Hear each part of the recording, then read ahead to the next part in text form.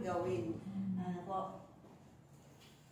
So sabi po dito sa Psalms 90 verse 12, sabi niya, teach us to realize how short our lives are, then our hearts will become wise. Ito po ay panalangin ni Moses. Sabi niya, turuan mo kami, Panginoon, na malaman namin, ma-realize namin gaano na lang ba kaikli yung buhay namin.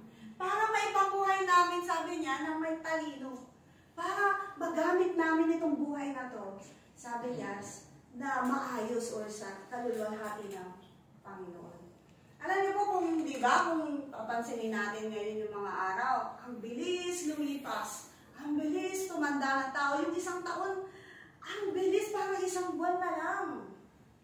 And many people are, yun nga, namamatay, madaming mga namamatay, sa mga iba-ibang kadahilanan, ang daming sakit, ang daming, di po ba?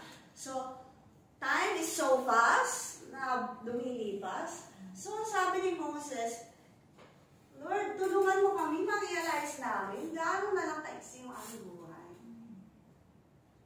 Ano po? Na sana ito pong ating buhay na ito ay mailagak natin, maibigay natin sa Panginoon. So ito pong Ecclesiastes na ating pong text ay sinulat ni King Solomon. Ayan. Siya po yung author ng Ecclesiastes. So, si King Solomon po, siya po yung pinakamatalinong tao at pinakamayamang tao na buhay dito po sa mundo.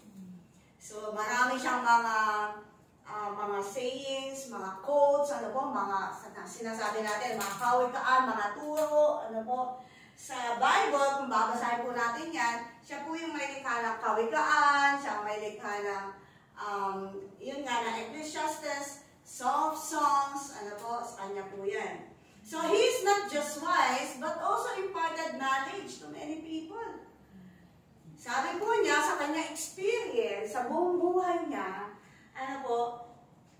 dahil siya ay pinakamayaman, pinakamatalino, naranasan na niya sa buhay niya yung lahat ng karangyaan sa mundo. Na-achieve niya yung riches, sa buong mundo. Pero meron siyang conclusion. Ang sabi niya, hindi pala iyan. Yung yaman na yan, hindi pala yan. Ang tunay na kasiyahan. Yung karangyaan, hindi pala yan. Ang tunay na kaganapan sa buhay.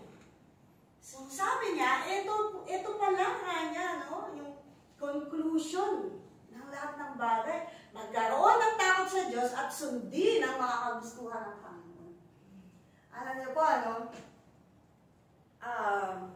hindi pala, ang buhay pala natin, hindi lang pala, yung magtrabaho, hindi lang pala ganun, magtrabaho, mag-ipon ng pera sa bangko, hindi lang pala, gigising sa umaga, kakain, matutulog, papasok sa trabaho, uuwi, mag-aalaga ng anak, magpatayo ng bahay sa Pilipinas, magkaroon ng maraming sasakyan. Hindi pala yan ang talagang kasiyahan. Kahit pala makamtan po natin ang lahat ng bagay na yan, ay sabi ni Solomon, King Solomon, wala palang kabuluhan ang lahat ng yan kung hindi natin kakilala ang Panginoon. Kung wala tayong relasyon sa Panginoon. At kung walang kasiguruhan yung ating buhay after this life. Ito po yung nakakatuwa po yung mga sulat po ni Solomon kasi pinakita niya yung realidad po ng buhay. Sabi pa nga niya sa mga ibang mga verses sa sulat niya, sa Ecclesiastes, na wala tayong dadalhin kahit na piso. Yun po yung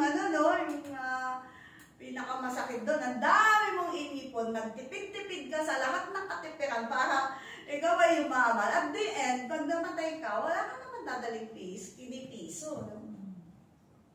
Kung kilala niyo po si Henry C. Sa mayaman, may-ari ng SM, video. Ang daming kayamanan. Pero nung namatay, ni piso, walang nakuha, walang nadala. walang nadala sa langit.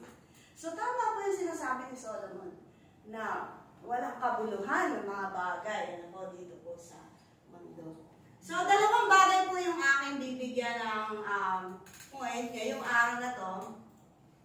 So, for what purpose I was created? Ano ba talaga ang ating purpose? Ano po?